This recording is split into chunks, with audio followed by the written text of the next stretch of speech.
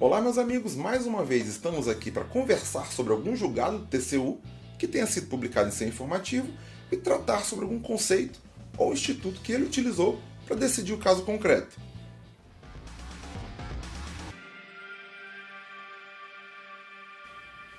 Para quem não me conhece, meu nome é Davidson Barcelos, eu sou advogado, servidor do TCU e criador do portal O Licitante.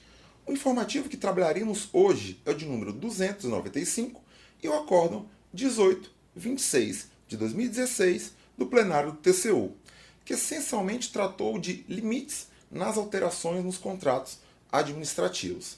Apesar de ser a regra a execução do objeto licitado nos estritos termos em que foi especificado na licitação, é possível que, pelos mais diversos fatores, seja necessário, para melhor atender o interesse público, que ele seja modificado ao longo da vigência contratual. Essas alterações podem ser classificadas de duas maneiras: quantitativas e qualitativas, ou alterações unilaterais ou por acordo entre as partes. As alterações unilaterais são aquelas impostas pela administração ao contratado. Representa uma cláusula exorbitante. São aquelas cláusulas que diferenciam a administração, colocam a administração em uma posição superior em relação ao contratado. E as modificações por acordo entre as partes são aquelas em que há consenso entre contratado e contratante administração. A outra classificação possível é entre qualitativas e quantitativas.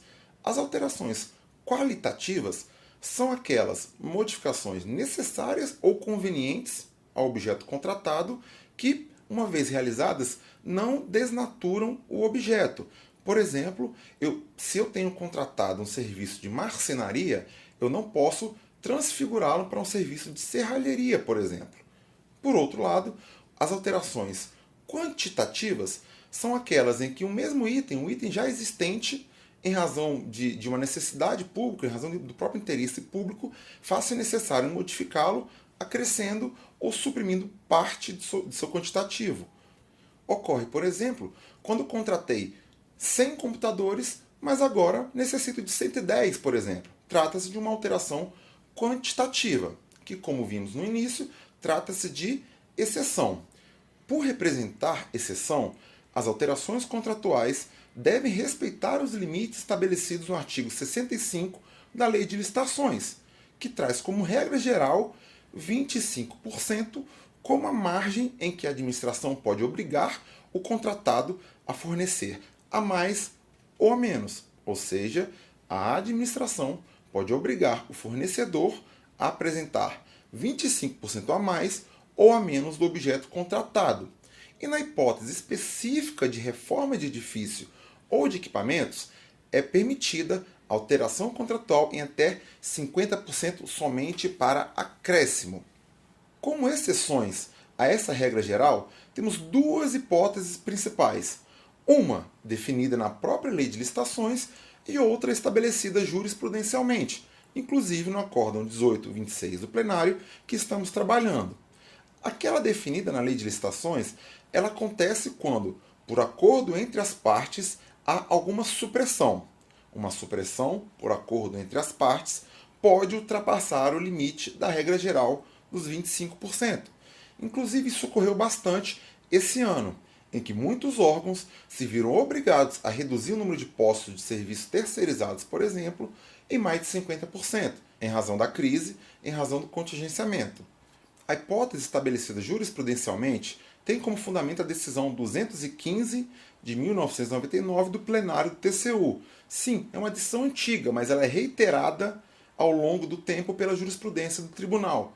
E o que ela diz? Ela diz que alterações qualitativas e consensuais em situações excepcionalíssimas e em nome do princípio da razoabilidade, da finalidade e proporcionalidade, elas podem ultrapassar os limites do artigo 65 caso respeitem e atendam os requisitos definidos pela decisão 215 de 1999.